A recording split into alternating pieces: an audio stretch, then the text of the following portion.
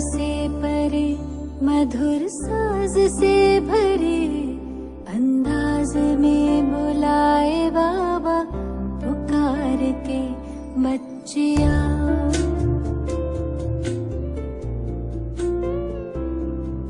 आवाज से परे मधुर साज से भरे अंदाज में बुलाए बाबा पुकार के बच्चिया।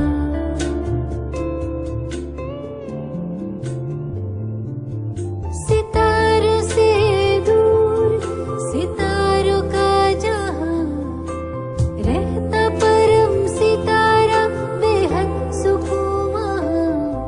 सितारों से दूर सितारों का जहां रहता परम सितारा बेहद सुकून वहां बच्चिया।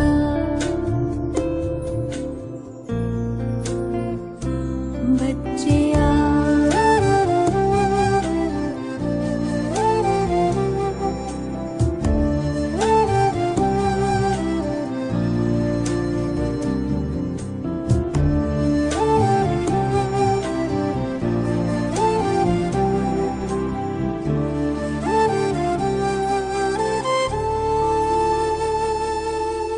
नूर समंदर दिखता सुंदर लहराए निरंतर आनंदित अंतर। मौजों की मौज लेने का है समय वो प्रेम डोर से खींचे वहाँ। जी भर निहार के लिए पंख प्यार के हम उड़ चले। आवाज से परे मधुर साज से भरे अंदाज में बुलाए बाबा पुकार के बच्चिया।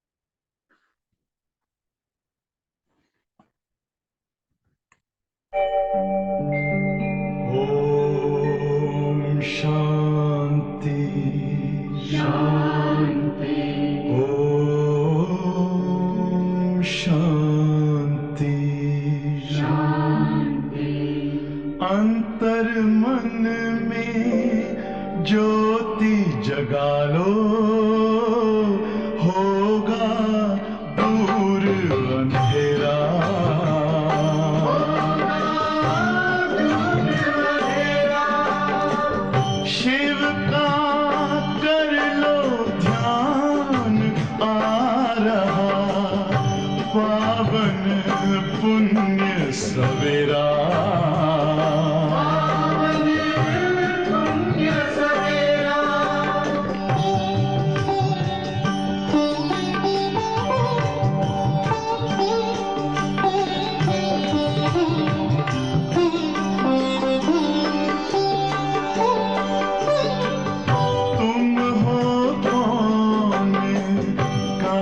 से आए अपने आप को जानो राजयोग के द्वारा अपना परम पिता पहचानो इसी राजपथ पर चलकर पालो अपना बसेरा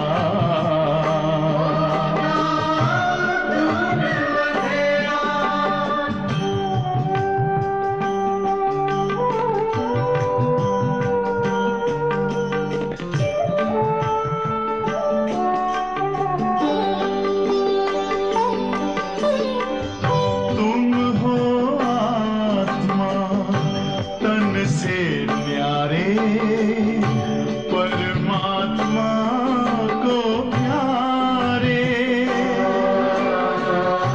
दिव्य गुणों को धारण करके योगी बनो दुलारे ज्योति बिंदु ही तोड़ेगा ये माया मोह का घेरा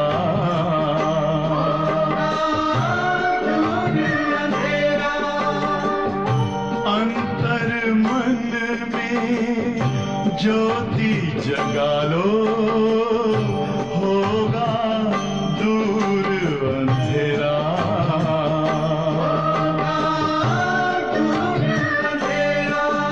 ओम शांति ओम शांति ओम शांति।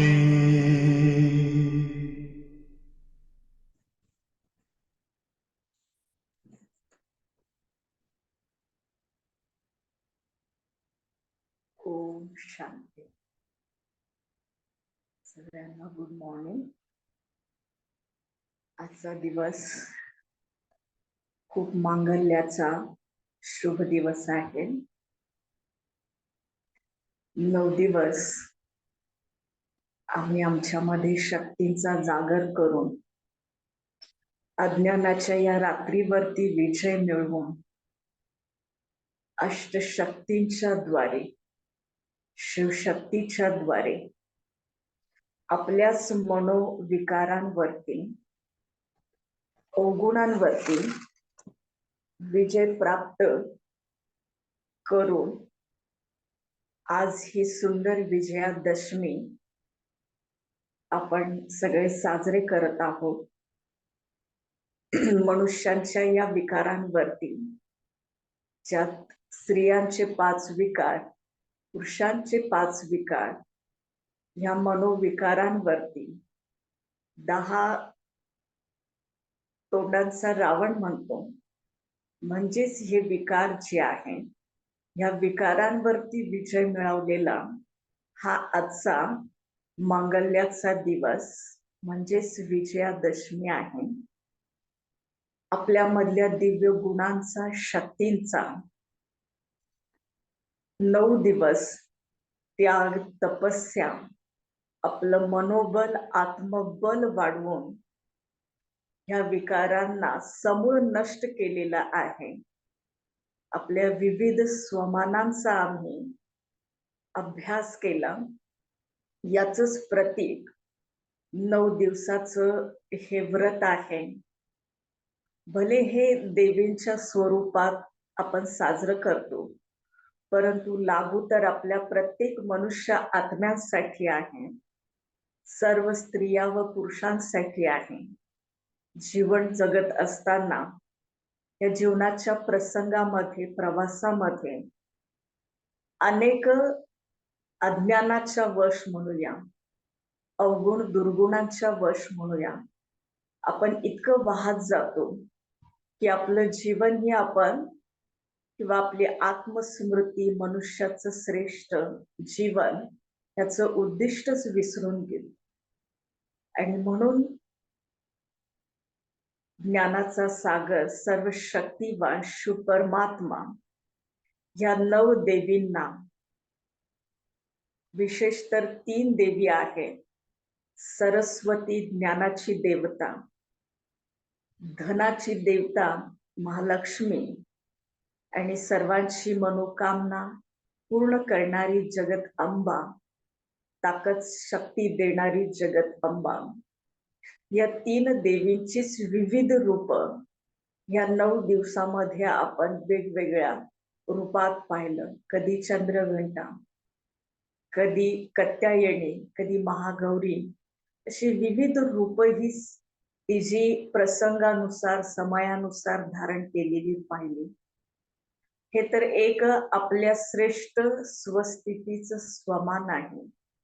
आणि या स्वमानामध्येच राहून आपल्या शक्तींना आपण तीव्र करायचं आहे, जेणेकरून सर्वप्रथम आपल्यामधलेच आपण मनोविकार नष्ट करू.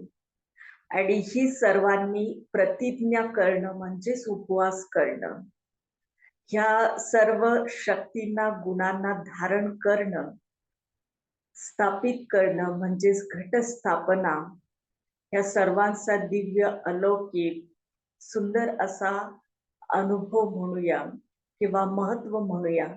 ह्या आमच्या मानव जीवनामध्ये ह्या विविध माध्यमातून, यादगारातून आपण हे मानत आलो, साजरं करत आलो. आज आम्हा सगळ्यांचीच इच्छा आहे की धरतीवरती सगळीकडं सुख शांतीची दुनिया स्थापित व्हावी, वसुधैव कुटुंबकम व्हावं, सर्व मनुष्य हे देवतुल्य आणि धरती ही स्वर्गतुल्य बनावी.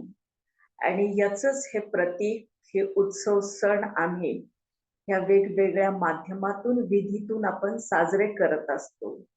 मूळ उद्देश तर आपला हाच असतो की सर्वांचं जीवन हे सर्व विकार, अवगुण दुर्गुण यातून मुक्त आणि सर्व गती सद्गतीमध्ये सर्वांचं जीवन संपन्न व्हावं, हीच आपण काय करत असतो.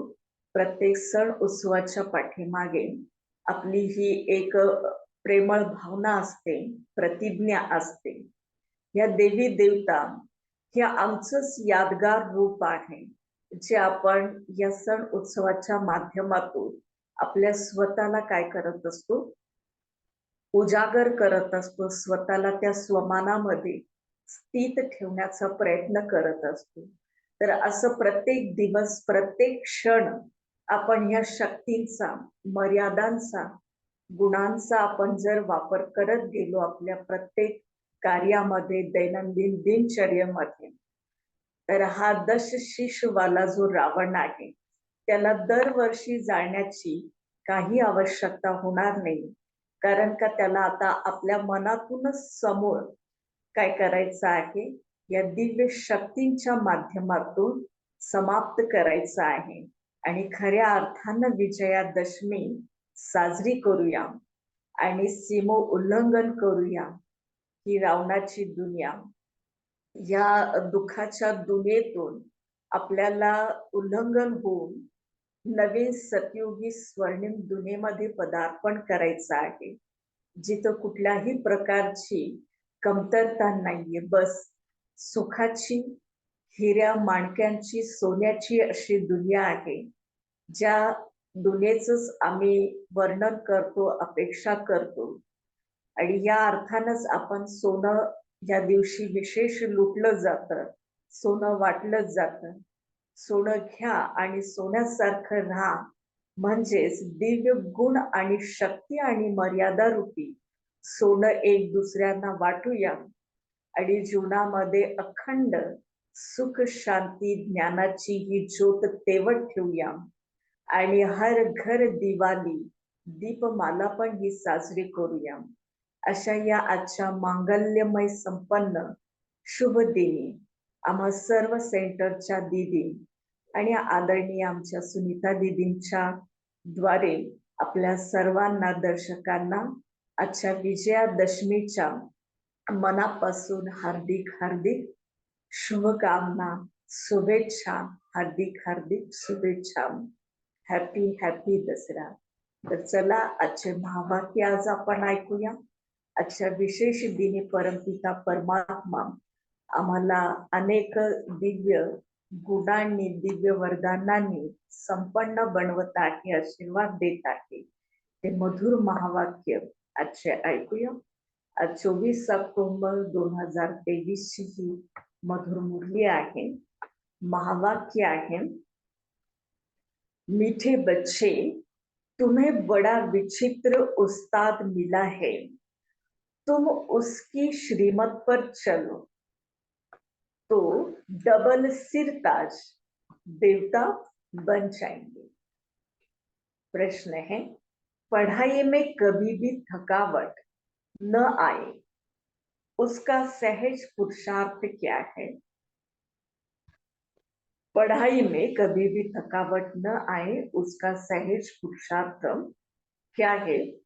उत्तर है, पढ़ाई के बीच में जो कभी निंदा, स्तुति, मान, अपमान होता है उसमें स्थिति समान रहे, उसे खेल समझो तो कभी थकावट नहीं आएगी.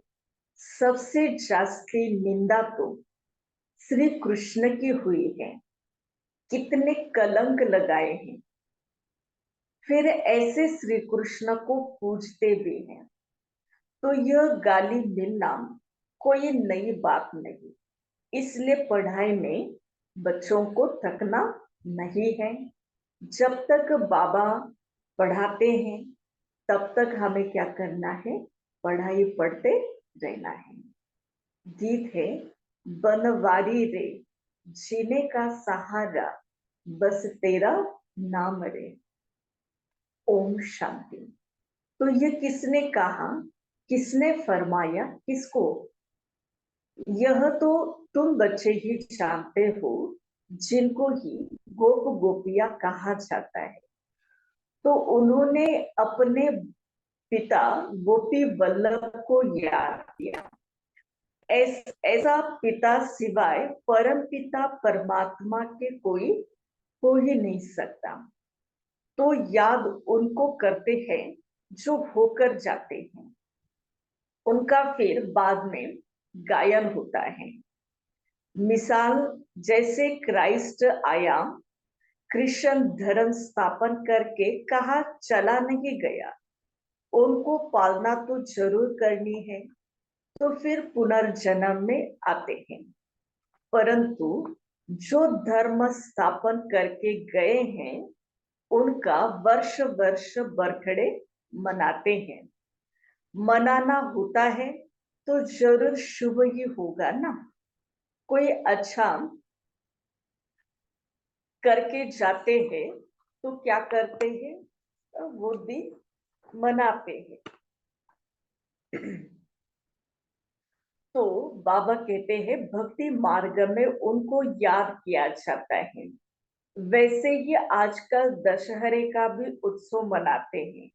मनाना होता है तो जरूर शुभ होता है. वो दिन कोई अच्छा करके जाते हैं तो उसका उत्सव क्या करते हैं, बाद में बहुत धूमधाम से मनाते हैं.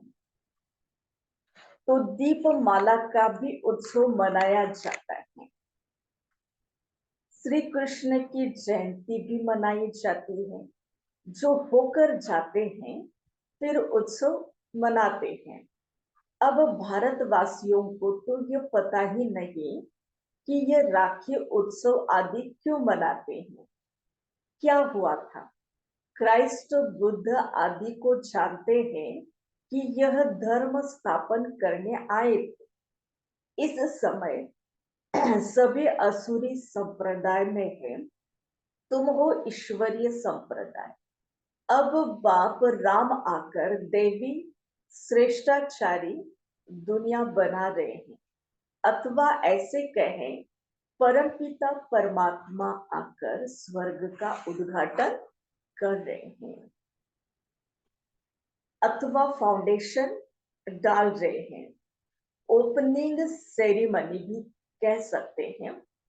भारत में श्रेष्ठाचारी महाराजा महारानी का राज्य होकर गए हैं। वो सतयुगी देवी देवताएं डबल सिर ताज थे, पवित्र का ताज भी था, तो उसके साथ साथ रतन जड़ित राज्य भाग्य का भी ताज था।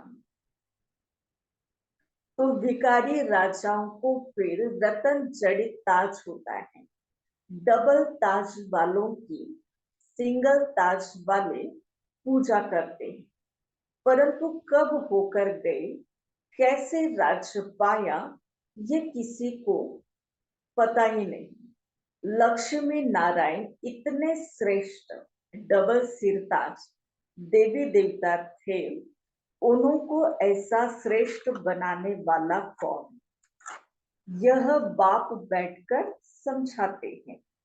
अभी दशहरा मनाते हैं, तुम जानते हो जरूर कुछ हुआ है जिस कारण दशहरा मनाते हैं, रावण को भी जलाते हैं, परंतु वह जलने की चीज तो है नहीं। अभी उनका राज्य पूरा होता है, जब तक राम राज्य स्थापन हो जाए तब तक यह भ्रष्टाचारी राज्य चलना ही है।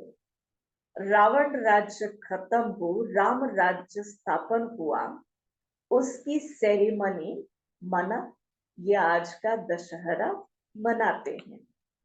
रावण को जलाते हैं तो इसे सिद्ध करते हैं कि बरोबर भ्रष्टाचारी असुरी ये राज्य है। भ्रष्टाचार की भी ग्रेड्स होती है। भ्रष्टाचार द्वापार से शुरू होता है। पहले 2 कला कम हो जाती है, 4 कला, फिर 8 कला, ऐसे करते करते सभी कलाएं मनुष्य आत्माओं से गायब हो जाती है और आत्मा बिल्कुल शक्तिहीन बन जाती है, कमजोर बन जाती है, जिसे ही बाबा उसे कहते हैं आत्मा भ्रष्टाचारी बन जाती है। अभी फिर 16 कला से फिर पुनः क्या करना है, संपन्न बनने का पुरुषार्थ करना है। तो बाबा समझाते हैं कि इस समय रावण का राज्य है, राम राज्य श्रेष्ठ था, अभी वह तो इस धरती पर है नहीं, दुख ही दुख है सब जगह। श्रेष्ठाचारी भारत को स्वर्ग कहा जाता है, वही राज्य अब भ्रष्टाचारी हो गया है। अब बाबा कहते हैं मैं आया हूं भ्रष्टाचारी राज्य को फिर से श्रेष्ठाचारी बनाने। यादव कुल भी है, कौरव कुल भी है, तो जो भ्रष्टाचारी देवी धर्म के थे वह धर्म भ्रष्ट कर्म भ्रष्ट बन पड़े हैं। फिर बाबा श्रेष्ठ कर्म सिखलाते हैं, भक्ति मार्ग में उत्सव मनाते आए हैं। जरूर भगवान आया था, 5000 वर्ष की बात है। बाबा ने आकर भ्रष्टाचारी को श्रेष्ठाचारी बनाया था। सारी दुनिया को श्रेष्ठाचारी बनाना यह तो एक पिता परमात्मा का ही काम है। फिर उनकी पालना कराने के लिए तुमको ऊपर से भेज देते हैं। तुमने जो देवी धर्म की स्थापना की है उनकी फिर जाकर पालना करो, ऐसे कोई कहते नहीं, ऑटोमेटिकली ये ड्रामा अनुसार होता रहता है। तुम भ्रष्टाचारी से अब श्रेष्ठाचारी बन रहे हो, सृष्टि भी फिर श्रेष्ठाचारी सतो प्रधान बन जाएगी। अभी देखो मनुष्य आत्मा भी तमो प्रधान है, सृष्टि के हर जीव भी 5 तत्व भी क्या हो गए हैं, तमो प्रधान हो गए हैं। कितनी उतल फुतल होती रहती है। मनुष्य कितने दुखी होते हैं, करोड़ों करोड़ों का नुकसान हो जाता है। सतयुग में ये कोई उपद्रव आदि होते नहीं, उपद्रव होते नहीं है, न उपद्रव करने वाली कोई चीज वस्तु आदि नहीं होती। ये सारे उपद्रव होते हैं नरक में। उपद्रव भी पहले दो कला वाले थे, अभी देखो कलाएं सारी खत्म हो गई, गुण विशेषताएं सारी खत्म हो गई। तो ये सारी डिटेल में समझाने की बातें हैं और है बहुत सहज, परंतु समझते नहीं, न समझा सकते हैं। तो यह रावण को जलाना ना कि द्वापर युग से शुरू होता है, ऐसे थोड़ी कहेंगे 5000 वर्ष हुए भक्ति मार्ग शुरू होता है तो यह उपद्रव आदि शुरू हो जाते हैं। अब फिर रावण राज्य का विनाश, राम राज्य की स्थापना हो रही है। सो तुम बच्चे जानते हो, मनुष्य नहीं जानते कि रावण क्या है। बाबा कहते हैं लंका तो कोई थी ही नहीं, सतयुग में लंका आदि होती नहीं, वहां बहुत थोड़े मनुष्य होते हैं। जैसे जमुना का कंठा है, देखो अजमेर में वैकुंठ का मॉडल भी दिखाते हैं, इतना सुंदर बनाया है, परंतु ज्ञान कुछ भी समझते नहीं है। तो सोने के महल आदि बनाने में वहां कोई देरी नहीं लगती। मशीनरी पर जट क्या करते हैं, टाइल्स आदि बनाकर वो महल आदि सोने के बना लेते हैं। तो तुम बच्चे जानते हो यह जो साइंस है जिससे विनाश ही ज्यादा होता है, वही फिर तुमको वहां काम में आएगी, है ना।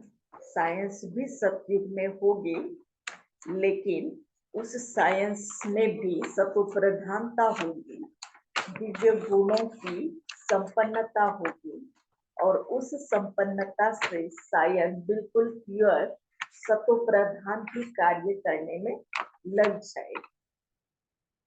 तो यह एरोप्लेन आदि बड़ी खुशी से बनाते हैं, फिर देखो थोड़ा बहुत यूज करते हैं, फिर तो विनाश हो जाता है।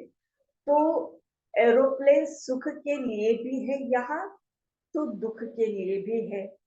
अल्प काल के लिए सुख है, 100 वर्ष के अंदर देखो ये सब चीजें निकली है, तो 100 वर्ष के अंदर इतना सब कुछ हुआ है। तो तुम विचार करो, जब विनाश होगा फिर नई दुनिया में कितने थोड़े समय में ये सब चीजें कितनी अच्छी प्योर सतो प्रधान सुखदायी बन जाएगी। वहां तो झट सोने के महल आदि बन जाते हैं। भारत में सोने चांदी के कितने महल रतन जड़ित से जड़े हुए बनते हैं। वहां दरबार आदि बड़ी बनती हैं, राजे रजवाड़े आपस में मिलते होंगे। उनको पांडव सभा नहीं कहेंगे, उनको कहेंगे लक्ष्मी नारायण के राजधानी की सभा। प्रिंस प्रिंसेज सब आकर उसमें बैठते हैं। ब्रिटिश गवर्नमेंट भी थी, तो प्रिंस प्रिंसेस महाराजाओं की बड़ी सभा यहाँ लगती थी। तो सब राजाई ताज लगाकर बैठते थे। नेपाल में बाबा जाते थे तो वहां राणा फैमिली की सभा लगती थी, बड़े ताज वाले रानी आदि बैठते थे, उनको महाराजा महारानी कहते हैं। फिर उनमें भी थोड़े नंबरवार आदि होते, रानियां नहीं बैठती है, वह पर्दे नशीन होती है, पर्दे के अंदर उनको बिठाया जाता है, लेकिन बड़े भक्के से बैठते हैं। हम कहते थे यह तो पांडव राज्य है, वह अपने को कहते भी है सूर्यवंशी। यहाँ थे परंतु सिंगल ताज वाले, उनसे पहले डबल सिर ताज। श्री कृष्ण के लिए अनेक बातें लिख दी है कि फलाने को भगाया, माखन चुराया, परंतु ऐसी बातें तो है ही नहीं। तो उत्सव पास तो हो जाते हैं, वह फिर मनाते हैं, यह भी उत्सव मनाते हैं। जबकि रावण राज्य को खलास कर राम राज्य की स्थापना की, यह तो वर्ष वर्ष मनाते हैं। तो सिद्ध होता है असुरी रावण राज्य 5000 वर्ष पहले भी था। बाबा आए थे, आकर रावण राज्य का विनाश कराया था। वही महाभारत लड़ाई खड़ी है। बाकी रावण कोई चीज नहीं है। रावण की स्त्री मंदोदरी आदि दिखाते हैं, फिर उनको 10 शीश नहीं दिखाते हैं। रावण को 10 शीश दिखाते हैं। विष्णु को 4 भुजाएं दिखाते हैं, 2 लक्ष्मी की, 2 नारायण की। रावण को 10 शीश दिखाते हैं। तो वैसे रावण को 10 शीश दिखाते हैं, 5 विकार उनके और 5 विकार मंदोदरी की। विष्णु चतुर्भुज भी अर्थ सहित दिखाया है। पूजा भी महालक्ष्मी की करते हैं, क्योंकि नारायण ने तो कोई गुनाह नहीं किया ना। लक्ष्मी को भी धन तो नारायण ही देता होगा। हाँ, पार्टनर है, तो नारायण ने क्या गुनाह किया? वास्तव में धन कोई लक्ष्मी से नहीं मिलता, धन तो जगत अम्बा से मिलता। तुम जानते हो, जगत अम्बा सो की फिर लक्ष्मी बनती है। तो उन्होंने अलग अलग सारे चित्र आदि बना दिए हैं मनुष्यों में, भक्ति में। तो जगत अम्बा से हर चीज मांगते हैं। कोई भी दुख होगा, जैसे बच्चा मर जाएगा, जगत अम्बा को कहेंगे रक्षा करो, बच्चा दो, या बीमारी को दूर करो। बहुत मनोकामनाएं रखते हैं। लक्ष्मी के पास एक ही कामना रख कर जाते हैं, वो है धन। जगत अम्बा सभी की मनोकामना पूर्ण करने वाली। तो इस समय तुम्हारी सब मनोकामनाएं पूर्ण हो जाती है। कोई धन नहीं देते, सिर्फ पढ़ाई पढ़ते, जिससे तुम क्या से क्या बन जाते हो। और फिर लक्ष्मी बनती हो तो धनवान बन जाती हो। ताकत इस समय तुम्हारे में है, जो तुम सब मनोकामनाएं पूरी कर सकते हो। जगत अम्बा दान देती है, लक्ष्मी दान थोड़े ही देगी, वह दान देती नहीं। भूख होती ही नहीं, कंगाल कोई होते नहीं। सतयुग में रावण होता ही नहीं। वहां तो हर चीज इतनी संपन्नता से रहती है लक्ष्मी नारायण की सतयुगी दुनिया में, जहाँ मांगने वाला कोई है ही नहीं। तो देने की वहां कोई जरूरत ही नहीं पड़ती, कोई कंगाल ही नहीं। तो सतयुग में रावण होता नहीं। यहाँ रावण को जलाते हैं। दशहरे के बाद फिर दीपमाला भी मनाते हैं, खुशियां मनाते हैं, क्योंकि रावण राज्य विनाश हो, राम राज्य स्थापन होगा। तो खुशियां होगी, घर घर में रोशनी हो जाती है, तुम्हारी आत्मा में रोशनी आ जाती है। जो चीज संगम पर है वह सतयुग में नहीं होगी।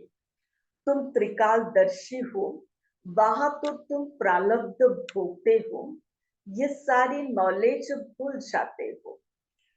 संगम पर है स्थापना और विनाश। स्थापना हो गई, फिर बस इन सब उत्सवों आदि का तुमको कोई ज्ञान जरूरत नहीं रहती है। अज्ञानी मनुष्य तो कुछ भी समझते नहीं, बड़े बखेरे बना देते हैं, है कुछ भी नहीं। तुम प्रैक्टिकल में देख रहे हो, सतयुग में यह बातें नहीं होती है। नारद भी नारद की भी बात शास्त्रों में है, तुमसे भी पूछा जाता है। तुम कहते हो बाबा हम लक्ष्मी को वरेंगे अथवा नारायण को वरेंगे, तो बाबा भी कहते हैं अपने में देखो कोई विकार तो नहीं है। अगर क्रोध आदि होगा तो कैसे तुम वर सकेंगे। हाँ, अभी तुमको संपूर्ण बनना है, इन विकारों को भगा देना है, तब इतना बड़ा ऊंच मर्तबा प्राप्त कर सकेंगे। उस्ताद भी बड़ा विचित्र मिला है। बाबा तो सर्व गुण संपन्न, ज्ञान का सागर, आनंद का सागर है। तो जो आकर बच्चे बनते हैं उनको भी सर्वगुण संपन्न डबल सिरताज देवता बनाते हैं। बरोबर तुम अब बन रहे हो, देवताओं को दोनों ताज रहते हैं। तुम आए हो बाबा से अपना सती का वर्षा ले लेने। वर्षा लेना है तो उसके लिए पढ़ाई जरूर पढ़नी। पॉइंट्स तो बहुत निकलती रहती है, अगर पढ़ेंगे नहीं तो औरों को भी कैसे समझाएंगे। ड्रामा हूबहू रिपीट हो रहा है। यह नॉलेज अभी तुम समझते हो, फिर यह भी गुम हो जाएगी। यह जो लंका आदि दिखाते हैं वह भी नहीं। रावण का जन्म कब हुआ यह लिखा हुआ है। द्वापार से देवताएं जैसे नीचे उतरते गए, फिर विकारी बनना शुरू होते हैं। भक्ति में पहले अव्यभिचारी भक्ति थी, अब देखो भक्ति भी व्यभिचारी हो गई है। अभी तो मनुष्य अपनी पूजा कराने लग पड़ते हैं।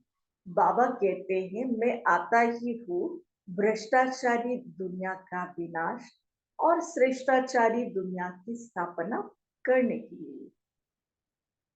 तो जब तक बाबा बैठकर पढ़ा रहे हैं तब तक हम बच्चों को पढ़ाई से अपने आप को संपन्न बनाना है, पढ़ाई पढ़ते रहना है, औरों को भी पढ़ाते रहना है। कल्प पहले जिन्होंने जितना पढ़ा है वही पढ़ेंगे। बहुत बच्चे चलते चलते कहते हैं बस हम चल नहीं सकेंगे। अरे स्तुति निंदा मान अपमान यह सब तो होगा ही, तुम पढ़ाई को क्यों छोड़ते हो। सबसे जास्ती निंदा तो देखो श्री कृष्ण की हुई है, कितने कलंक लगाए हैं। फिर ऐसे श्री कृष्ण को पूछते क्यों हो। वास्तव में गाली अभी उनको यानी ब्रह्मा को मिलती है। सारे सिंध में निंदा हुई, फिर कर तो कुछ भी न सके। यह भी सब खेल है, नई बात नहीं। कल्प पहले भी गाली खाई थी, नदी पार की थी। तुम सिंध से निकल इस पार चले आए ना। श्री कृष्ण तो नहीं थे, यह दादा आता जाता था। तो तुम बच्चे जानते हो अभी हम राज्य अपना प्राप्त कर रहे हैं, फिर गवाते हैं। इसी को ही तो कहते हैं सृष्टि का नाटक, खेल कहते हैं। तो अब बाबा कहते हैं अपने आप को पढ़ाई से खुद को क्या करो, संपन्न बनाओ। ठीक है। अच्छा, मीठे मीठे सिखिलदे बच्चों प्रति माता पिता बाप दादा का याद प्यार और गुड मॉर्निंग। रूहानी बाप की रूहानी बच्चों को नमस्ते। हम रूहानी बच्चों की रूहानी माता पिता बाप दादा को याद प्यार, गुड मॉर्निंग और नमस्ते। तो चलिए आज विशेष धारणा करते हैं अपने सारे दिन की दिनचर्या में विशेष मुख्य पॉइंट। पहला पॉइंट है सर्व की मनोकामनाएं पूर्ण करने वाले कामधेनु जगत अम्बा बनना है। ये विशेष स्वमान हमें पूरे जीवन भर हमें क्या करना है, धारण करना है। ठीक है, खाली 9 दिन ये हमने सब कुछ किया और फिर भूल गए, ऐसे नहीं हो। इन 9 दिनों में जो हमने इतनी अच्छी मेहनत की है, क्या तपस्या की है, तो इसका जो असर है वो हमें क्या करना है, पूरे जीवन में अपने दिखाना है। सबकी मनोकामना पूर्ण करने वाली कामधेनु जगदम्बा साक्षात में हमें बनना है। दान देते रहना है। पॉइंट दूसरा है स्तुति निंदा में स्थिति अपने समान रखनी है। ये सब होते पढ़ाई को कभी छोड़ना नहीं है, क्योंकि पढ़ाई हमारी संजीवनी बूटी है। इसी द्वारा ही हम बच्चे अपने आप को इस दुख की दुनिया से हम अपने आप को दूर ले जा पाएंगे, इस दुख के विकारों के ऊपर विजय प्राप्त कर पाएंगे। इसलिए पढ़ाई बाबा कहते बहुत जरूरी है। इसे खेल समझकर पार करना है ना। निंदा स्तुति अपमान ऊपर नीचे जो होता है जीवन में, इसे खेल समझ करके हमें पढ़ाई का साथ और हाथ लेकर बाबा का हमें आगे बढ़ते जाना है। चलो, आज का शुभ वरदान है अपने शक्ति स्वरूप द्वारा अलौकिकता का अनुभव करने वाले ज्वाला स्वरूप भव। अपने शक्ति स्वरूप द्वारा अलौकिकता का अनुभव करने वाले ज्वाला स्वरूप भव। विस्तार है अभी तक बाप क्षमा के आकर्षण है, बाबा का कर्तव्य चल रहा है, बच्चों का कर्तव्य पूर्ण है। लेकिन जब आप अपने शक्ति स्वरूप में स्थित होंगे तो संपर्क में आने वाली आत्माएं अलौकिकता का अनुभव करेंगी। अच्छा अच्छा कहने वालों को अच्छा बनने की प्रेरणा भी तब मिलेगी जब संगठित रूप में आप ज्वाला रूप लाइट हाउस बनेंगे। मास्टर सर्वशक्तिमान की स्टेज पर आ जाए तो सभी आपके आगे परवाने के समान चक्र लगाने लग जाएंगे। इसलिए अभी बाबा अपना कर्तव्य पूरा कर रहे हैं, तो बाबा से शक्ति या वरदान लेकर हमें अपने स्वरूप को, रूप को, अपनी अवस्था को, स्थिति को इतना मजबूत, पक्का, शक्तिशाली ज्वाला स्वरूप बनाना है। तब हम बाबा के बच्चे इस विश्व की स्टेज पर क्या हो जाएंगे, प्रत्यक्ष हो जाएंगे। और सभी आत्माएं भी इस प्रत्यक्ष स्वरूप से या हमारी वरदानी शक्ति स्वरूप से अपने आप को क्या करेगी, भरपूर करती जाएगी। परमपिता परमात्मा का भी परिचय साक्षात में उनको मिल जाएगा। तो ये विशेष हमें वरदान को अपने जीवन में अमल लाना है, धारण करना। ठीक है, आज का विशेष स्लोगन है अपने कर्म इंद्रियों को योग अग्नि में तपाने वाले ही संपूर्ण पावन बनते। अपनी कर्म इंद्रियों को योग अग्नि में तपाने वाले ही संपूर्ण पावन बनते हैं। यह त्याग तपस्या ही हम सब आत्माओं को अपने अंदर की सारी विकारों की गंदगी साफ करने के लिए निमित्त बनती है, ये त्याग और तपस्या। और जब गंदगी ही साफ हो जाएगी तो आत्मा, हमारा जीवन, ये सारी चराचर सृष्टि भी क्या हो जाएगी, बिल्कुल प्योर, सत्व प्रधान और दिव्यता से भरपूर हो जाएगी। तो चलिए, आज विशेष यह सारी बातें हम अपने जीवन में गौर से सुनकर, इसे गौर से हमें अपने जीवन में धारण करना है। ताकि हम भी अपने को संपन्न बना पाए और औरों के लिए भी हम एक प्रेरणा आदर्श मूर्त बन जाए। इसी शुभ भावना के साथ आज की विशेष मंगलमय दशहरे की आप सभी को बहुत बहुत दिल से, तहे दिल से, हम सभी प्यारी बहनों की ओर से, हमारी आदरणीय बहन जी की ओर से आप सबको बहुत बहुत मुबारक हो, बधाई हो, शुभेच्छा। ओम शांति शांति शांति। चलो 3 मिनट परमात्मा का ध्यान करते हैं।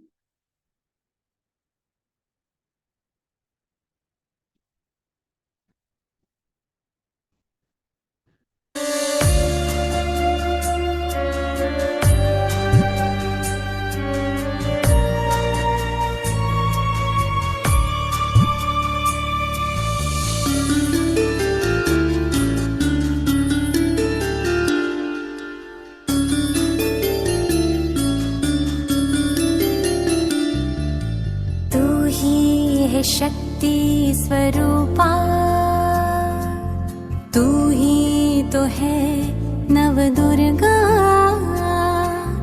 अष्ट शक्ति स्वरूपा, तू है देवी स्वरूपा, शक्ति स्वरूपा, तू है शक्ति, तुझ में बसी निधि, जगा ले तू ये स्मृति, तू ही है शिव शक्ति।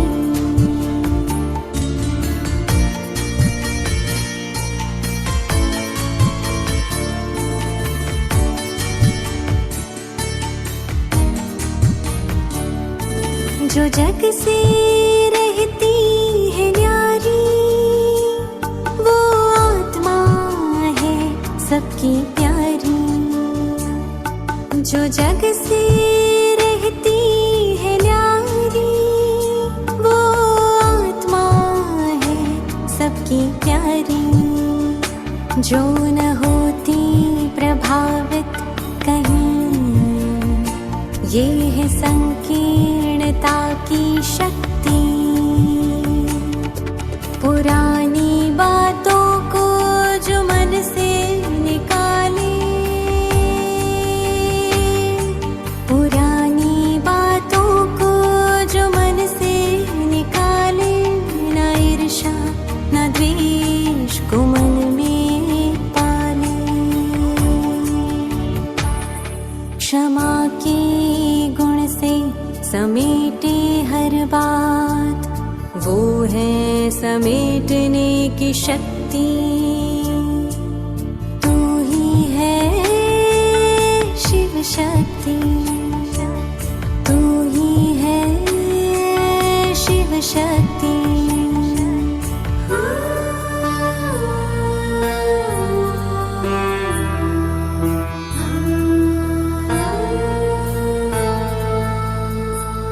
भले निंदा या अपमान कोई करे, जगत माता तुम उनको स्नेह करे। तू ही तो है सहन शक्ति, ग्लानि उदासी से तू है परे। संभाले सभी के व्यवहार को, संभाले सभी के व्यवहार को। ऐसी अद्भुत समाने की शक्ति धरे, तू शक्ति धरे। तू है शक्ति, जगा ले तू ये स्मृति।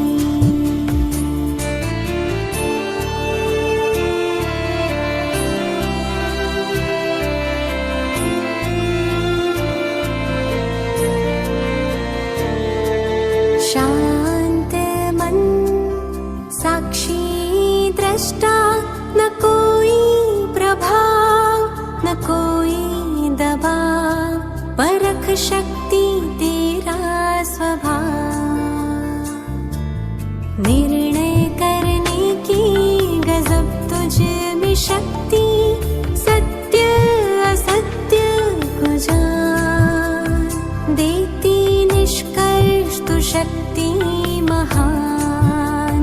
चाहे कोई तूफान आए, तूफान को भी तू तोहफा बनाए, सामना करने की शक्ति जगाए। हर कदम में सफलता तू पाए, हर कदम में सफलता तू पाए। तू है शक्ति, जगा ले तू ये स्मृति।